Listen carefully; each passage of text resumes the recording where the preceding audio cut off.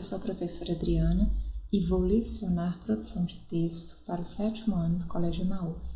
Lembrem-se de seguir todas as orientações. Bom, hoje eu irei fazer a correção das atividades de interpretação de texto sobre abaixo-assinado que eu enviei na última videoaula, tá bom? Que eu deixei para vocês fazerem na última videoaula, da página 143 à página 147. Então, vamos começar. Vocês teriam que ter lido, né, o texto, o abaixo-assinado, da questão lá dos índios, que deu esse segmento no livro, foi a carta aberta e depois fizeram um abaixo-assinado. Então, vamos ver. A quem o abaixo-assinado é dirigido? Então, lá no início, lembra na aula que eu comentei com vocês? Olha, aqui está para quem está sendo dirigido, não é verdade? Lá em cima, no início, está bem escrito assim, bem destacado, destacado que eu digo assim, porque está bem lá no início, tá? Bem fácil de encontrar. Ao governo do Distrito Federal e à Presidência da República. Quais são as reivindicações feitas no documento? Então, quais são? A demarcação das terras indígenas do Santuário dos Pajés, o impedimento de construtoras no local e a anulação de licenças de construções no local, ok? Então, foram essas as reivindicações feitas através do abaixo-assinado. Os destinatários têm autoridade para atender às reivindicações? Então, sim, lembra que eu comentei com vocês que quando nós fazemos um abaixo-assinado, o que vai acontecer? Nós vamos enviar para a pessoa que tem o poder de fazer, de nos assegurar, de querer, na verdade, atender essas reivindicações. Lembra que eu comentei com vocês? Então, sim, pois, como autoridades máximas do Distrito Federal e do país, podem aplicar as leis que já existem e resolver o conflito. O abaixo-assinado representa os interesses de quem? De uma única pessoa ou entidade ou de um grupo de pessoas. Então, a identificação não está explícita no próprio texto, mas na lateral da página no site é possível identificar o nome do grupo responsável pelo documento. Movimento Santuário Não Se Move. Lembra que eu cheguei ali para vocês? Aquele lado, aquele boxezinho que tem ali no caso o site, né? Próximo ali do lado do texto tem ali falando. Eu cheguei a ler tudo que estava ali daquele lado. Então, Movimento Santuário Não Se Move, ok? Os abaixo-assinados normalmente apresentam a seguinte estrutura. Olha, eu passei para vocês. Vocativo, o interlocutor a quem é dirigido o documento. Então, vocês já sabem o que se trata e o que é um vocativo. Acompanhado do devido pronome de tratamento. O corpo do texto, em que são apresentados o problema e a reivindicação, o fechamento do texto, que consiste em despedida, local e data, e por fim, as assinaturas. Foram empregados pronomes de tratamento no texto? Se sim, eles estão adequados? Se não, levante hipóteses sobre a razão de ter sido feita essa opção. Então, não foram empregados pronomes de tratamento. A resposta não. O texto não se dirige a nenhum dos governantes, especificamente, mas aos dois. Talvez por isso se tenha optado por uma linguagem mais impessoal, sem dirigir diretamente ao governo com pronomes de tratamento, ok? Então, por isso que não houveram ali os pronomes de tratamento. Aqui tem uma foto mostrando aqui, tensão entre indígenas e policiais no Santuário dos Pajés, em Brasília. Identifique os parágrafos que foram o corpo do abaixo-assinado. Então, foram os parágrafos de 1 a 7. Ok? Então, o que eles escreveram, por que eles fizeram esse abaixo-assinado, né? Aqui no corpo você responde o porquê, a argumentação, né? E a persuasão, a argumentação, o porquê, o motivo, tudo aqui, no corpo do texto. Então, foram os parágrafos de 1 a 7. Um abaixo-assinado tem a finalidade de convencer ou os destinatários atender uma reivindicação. Por essa razão, precisa apresentar bons argumentos como justificativa para o pedido que apresenta. O primeiro e o segundo parágrafo do texto apresentam uma contextualização histórica do Santuário dos Pajés. Qual é o papel dessa contextualização histórica no texto? Então vamos lá, a contextualização histórica também serve como argumento para convencer os interlocutores, mostrando que a terra pertence há 50 anos aos índios, que viviam tranquilamente no local. O texto fortalece a ideia de que eles detêm a posse da terra e de que os problemas surgiram apenas quando ela passou a ser alvo de especulação imobiliária. Então, eles viviam, há 50 anos, como foi falado aqui. Quando as pessoas quiseram o quê? Fazer daquela área um terreno de imobiliária, de construir algo ali, aí sim começou, digamos assim, no santuário dos pajés, começou então a haver o quê? Esse desentendimento. Porque, com certeza, os índios que já estavam ali há muitos anos, há muitas décadas, não queriam sair daquela região, daquele lugar, e com razão, não é verdade? Segundo esses parágrafos, como se iniciou o problema no local? Então, iniciou-se com a construção de um bairro nobre no plano piloto, setor noroeste, em Brasília, que aguçou a especulação imobiliária no local. As principais reivindicações do documento começam a ser apresentadas a partir do terceiro parágrafo e são resumidas. Nos parágrafos seguintes, na forma de itens introduzidos por hífen, levante hipóteses. Por que os autores do abaixo-assinado escolheram essa forma para apresentar suas reivindicações?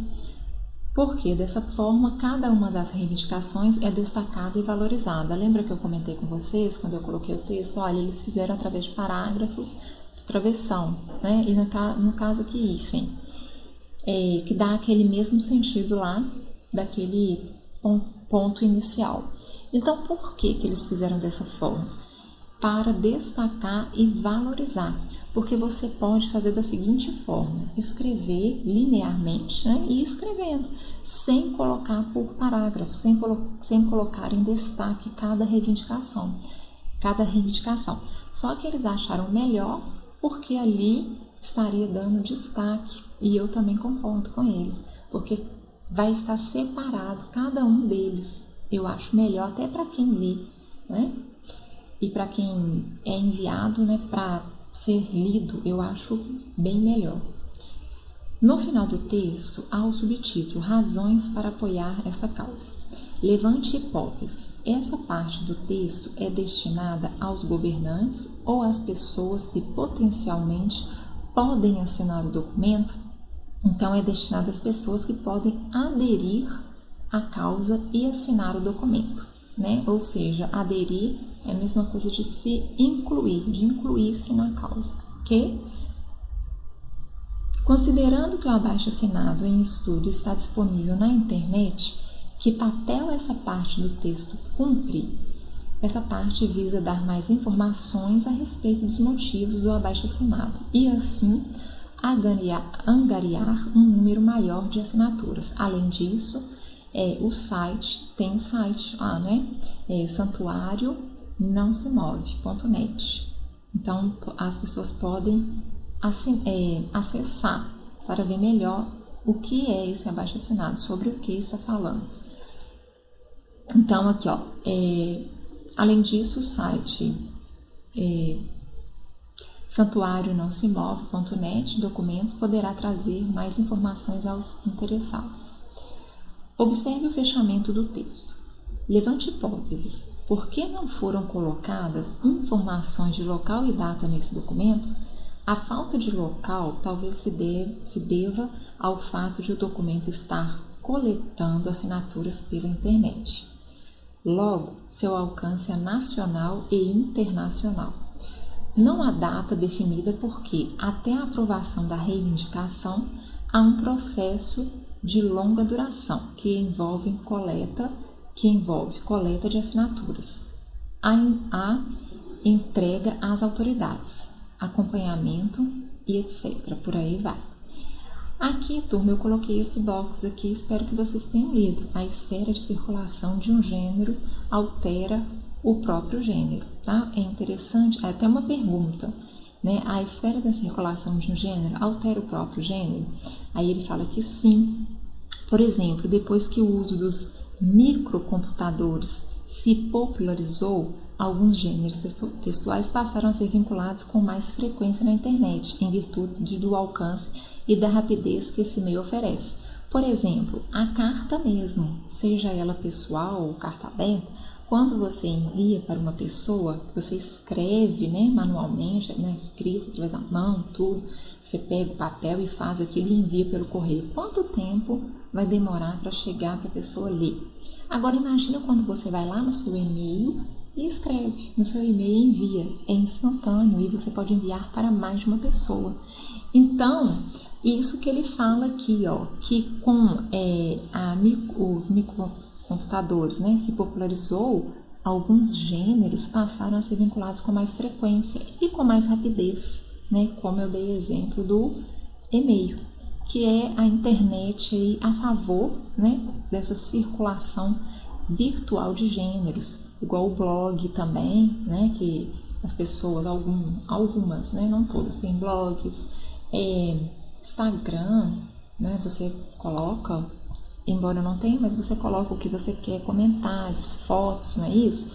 Então, é claro que sim, né, que o gênero textual mudou um pouco e existe mais tipos de gêneros textuais, na verdade, igual e-mail, blog, que antes não existia, quando não havia ainda internet, tá? Então, espero que vocês tenham lido, que é bem bacana. Ele fala até assim, ó, com isso formaliza a assinatura de um abaixo-assinado ou de carta argumentativa, embora não tenha tido contato com o documento em papel. Então, ou seja, você pode fazer através da internet. E acho interessante porque ele até fala que em uma das suas respostas que tem um alcance o quê? Nacional e internacional, quando você vincula alguma coisa na internet, tá? Então, o alcance é muito rápido, é muito grande. Há expressões de despedida como atenciosamente, respeitosamente ou outras? Não, no texto não há isso. Observe a linguagem empregada no texto. Que tipo de variedade linguística predomina? Uma variedade de acordo ou em desacordo com a norma padrão, formal ou informal? Então, se ela está de acordo com a norma padrão, ela é formal. Se ela está em desacordo, ela é informal. Então, uma variedade de acordo com a norma padrão formal, tá? E tem que ser, lembra quando eu expliquei a respeito, tem que ser norma padrão. Esse tipo de linguagem é adequado ou inadequado ao perfil do interlocutor? Porque é adequado, né? Nós vimos isso, pois é dirigido a altas autoridades do governo. Geralmente a correspondência governamental é formal. Então, ele fala a respeito da escrita, não é verdade? E tem que ser formal, tá? Tem que ser norma padrão, e quando eu falo da norma padrão, eu estou falando da formalidade, da linguagem formal. Por que tem que ser? Porque, neste caso aqui, foi um abaixo-assinado para a autoridade, mas mesmo que não seja, suponhamos que seja uma escola para o diretor, que seja num condomínio, tem que ser a norma padrão. Neste caso aqui, não pode entrar uma linguagem mais informal, porque você vai convencer, você vai argumentar a respeito de alguma coisa que você precisa ou que todos precisem, não é verdade? Então, você não vai fazer aquilo de uma forma informal, de uma forma no sentido figurado, que a pessoa possa entender de outra maneira, usando gírias, por exemplo, usando vícios de linguagem. Você não vai fazer isso, você vai tentar ser o quê? Mais formal possível, tá bom? Aqui ele pede, né, uma discussão em classe, só que infelizmente não podemos fazê-lo, ok? A não ser nas nossas aulas online, nos nossos encontros online, que acredito que tenhamos outro. Qual é o tempo verbal predominante no texto? O presente do indicativo. Tá? Então, vocês podem voltar ao texto. Quando ele fala de tempo verbal, ele está falando dos verbos, não se esqueçam disso. Se ele está no presente, passado, no futuro. Então, no caso, o presente do indicativo. No abaixo-assinado, os autores podem se colocar em primeira pessoa. Por exemplo, nós, abaixo-assinados, exigimos. Ou em terceira pessoa, por exemplo, os abaixo-assinados exigem. Como os autores do abaixo-assinado em estudo se colocam no texto, em primeira ou em terceira pessoa, comprove sua resposta. Então, colocam-se em primeira pessoa. Como que você teria que comprovar? Tirando uma parte do texto com o verbo na primeira pessoa. Aqui, ó, conforme o trecho. Exigimos que sejam tomadas as seguintes providências. Então, nós exigimos, primeira pessoa do plural, ok? Que efeito de sentido a escolha dessa pessoa confere ao texto? O efeito de transmitir a noção de força e união do grupo que assina. Na lateral do texto, há um conjunto de outros elementos próprios do ambiente digital, ícones de redes sociais e hiperlinks, que abrem outros textos. Qual é o papel desses elementos na página? Oferecer mais informações sobre a causa aos internautas e estimulá-los a compartilhar nas redes sociais as reivindicações do movimento. Então, geralmente, isso existe para nós também sabermos qual causa que é. Porque às vezes você não vai ler lá o abaixo-assinado, mas você vai entrar, vai clicar lá no link e vai ver no próprio link, ok? Reúna, não precisava, né? Vocês conseguem fazer sozinhos. Então, quais são as características básicas do abaixo-assinado? Respondam levando em conta os critérios a seguir. Então, qual que é a finalidade desse gênero textual, turma? Encaminhar uma reivindicação coletiva a uma autoridade. Perfil dos interlocutores: locutor, uma entidade ou um grupo de pessoas, e destinatário, autoridades. Suporte veículo: papel e sites da internet. O tema: reivindicações do interesse da população. Estrutura: compõe-se de vocativo, que identifica a quem se dirige o documento, corpo do texto, a apresentação do problema, reivindicação e argumentos, e o fechamento do texto, despedida, local, data e assinaturas. E a linguagem? A linguagem, vocês sabem que é a norma padrão formal, não é isso? Com o uso de pronomes de tratamento adequados, cargos ocupados pelos destinatários, os locutores se apresentam na primeira ou na terceira pessoa. O tempo verbal predominante é o presente do indicativo, ok? Então, turma, nós terminamos a correção por aqui. Lembrem-se, juntos no caminho certo.